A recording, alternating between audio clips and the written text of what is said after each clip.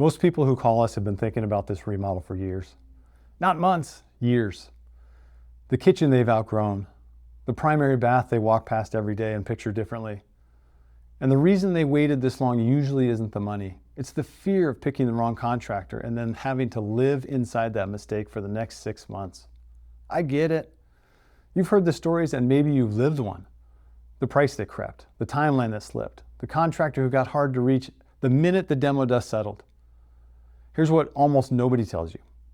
What goes wrong in a remodel usually isn't the tile or the cabinets, it's the handoff.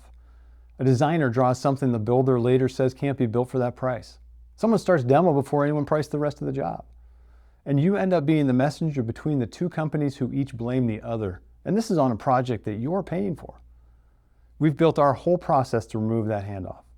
One team designs your remodel, prices it, and builds it. So there's exactly one company accountable when you have a question. Ours. It runs in a few clear stages. First, we talk.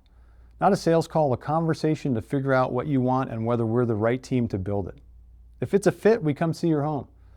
Then we design it and put a fixed price in writing before a single nail is driven. Then we build exactly what you've approved, with one project manager who stays reachable the whole way through. What I love most is the end of a job.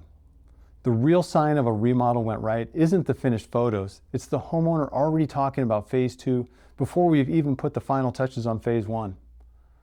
Close to 70% of our work comes from people we've already built for and the friends they send us.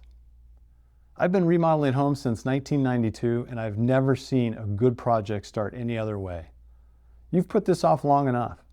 When you're ready, it starts with a conversation. You'll leave knowing more than when you came whether or not we should work together.